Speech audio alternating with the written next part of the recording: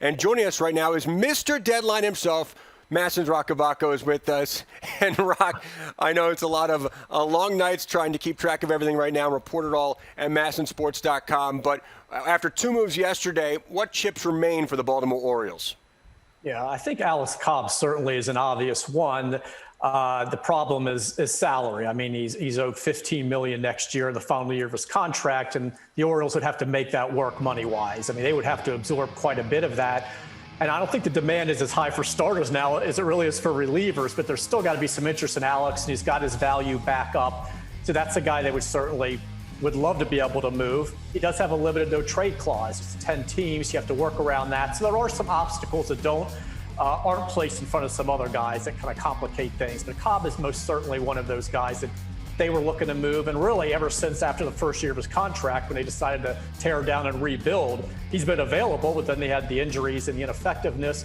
Miguel Castro is another guy having some kind of sinus issue. He hasn't been available the last few days, but that wouldn't stall a trade.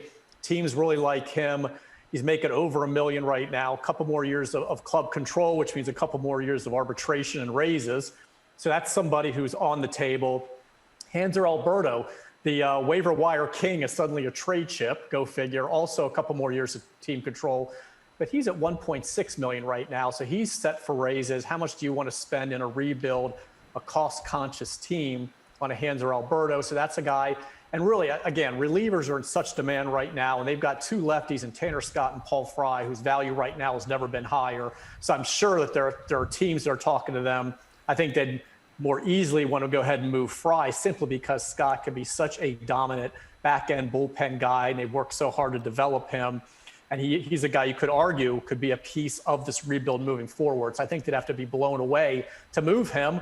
But they very well could be, because again, there's so many teams looking for closers or setup men, lefty relievers, and he's out there. So I would think that there'd be some offers coming that maybe Mychal would be intrigued by and would be willing to go ahead and do it. But a little more tempting to hold on to him maybe than a Paul Fry, who's also out there and is also attracting interest. Yeah, that will be interesting to watch as the day goes along here. Now, yesterday in the Michael Givens trade to the Colorado Rockies, they get back two fairly well-known prospects. One of them is Tyler Nevin. He's the son of Phil Nevin, who has an interesting backstory he wrote about today to a deadline gone by in Baltimore history. Right. It's a small baseball world, though none of us want to paint it. But yes, the Orioles actually tried to trade for Phil Nevin at the 2005 deadline, and I was covering the team. And there was so much drama. They had a deal in place with the Padres where they were going to send Sidney Ponson to the Padres for Nevin, but he had a 72-hour window to approve the trade because the Orioles were one of the 8 teams that were on his list where he could turn down a trade. It was a limited no-trade clause, and the Orioles were on it. So it was all this drama, 72 hours. Will he agree to it or not? And he ended up saying no. He lived in San Diego. He was building a house out there with his wife and 3 kids, including, yes, Tyler, and he didn't want to leave. So he turned it down. The clubs had already notified the commissioner's office saying we have an agreement, and it was just that dramatic 72 hours. And he said no. So Ponson stayed with the Orioles and then got released on September 1st. Conduct detrimental to the club. We remember that scene. In 2005 just fell apart. You remember they got off to that great start, and then Rafael Palmeiro fails a steroid test. Lee Mazzilli's fired, and there was clubhouse friction, and everything just fell apart. But part of the drama was trying to make a Sidney Ponson trade and Phil Nevin saying no, and now his son is actually in the organization. So it's an interesting little spin around the baseball universe. That is really something, and Phil Nevin, currently a Yankees coach. Now, when you look at the closer role right now in Baltimore, it's been a tough series, to put it mildly, for Cole Sulser. What did Brandon Hyde say about that role moving forward?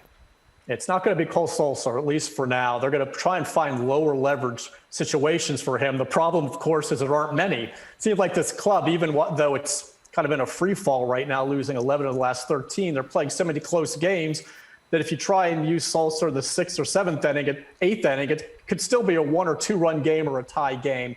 But he's out of the closer's role right now. Hyde met with him this morning, and Sulser said that he admitted he's trying too hard, and he's trying to make perfect pitches. He gets 2 strikes on Travis Shaw yesterday and then tries to make 4 perfect pitches and ends up walking them. Walked the bases loaded, had a second blown save in 3 games. He's walked 13 guys in 15 and a third innings. That's like 7.6 per 9 innings. He only averaged 2.7 in 6 seasons in the minors. He's been a pretty decent control guy and has just lost it here. So there's no way you can keep him in that role. Problem is, of course, it's not like they have a closer with experience waiting, or otherwise he'd probably be doing it right now. Traded Mychal Givens.